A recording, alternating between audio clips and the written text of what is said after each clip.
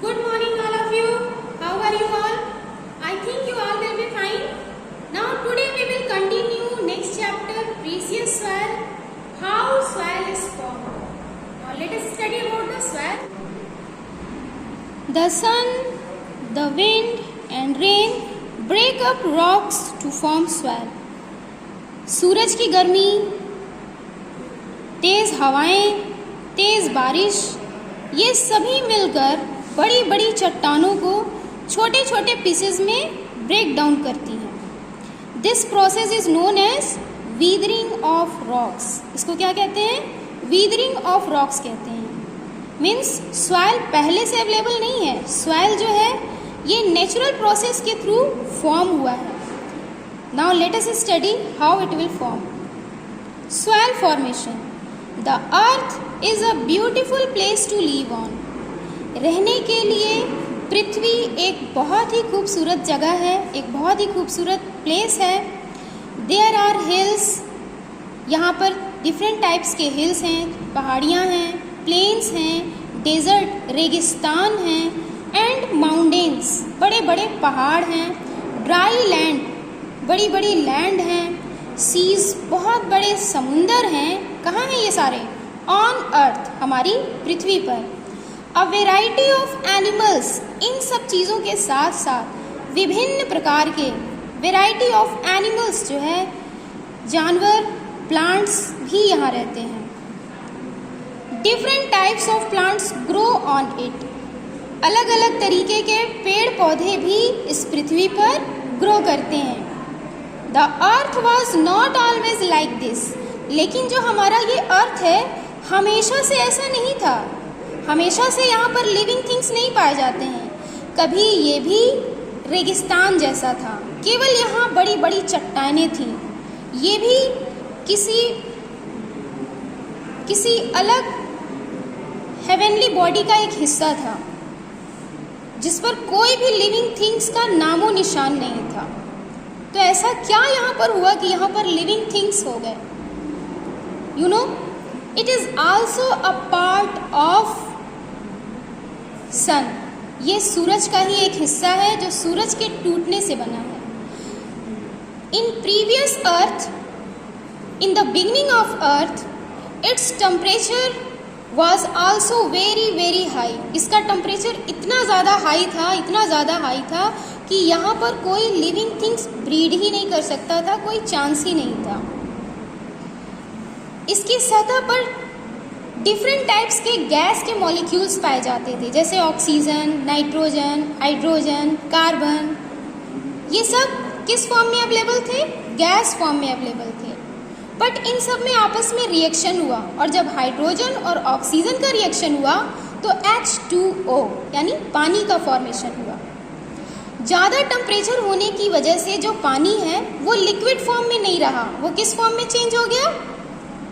Vapour form में convert हो गया, स्टीम फॉर्म में कन्वर्ट हो गया।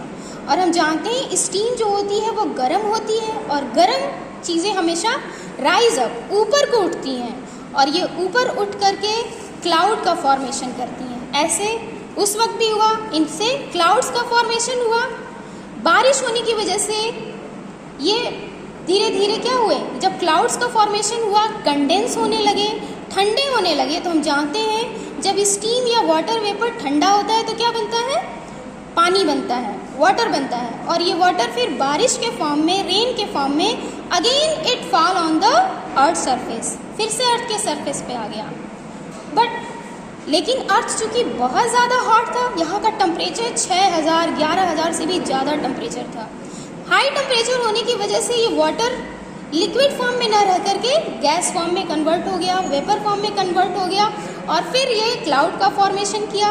यही process millions billions of years तक चलते रहे।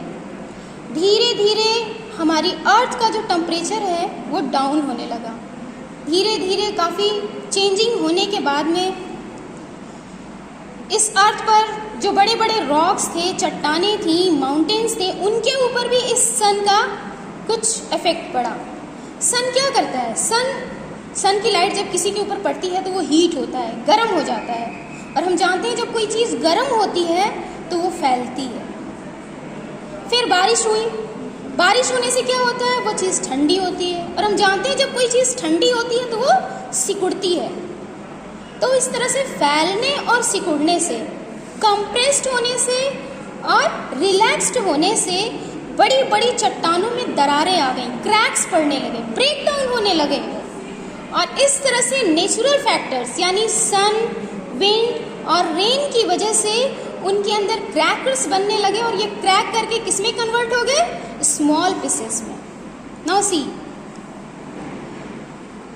the earth was not always like this. In the beginning there was no life on earth. It was covered with hard rocks.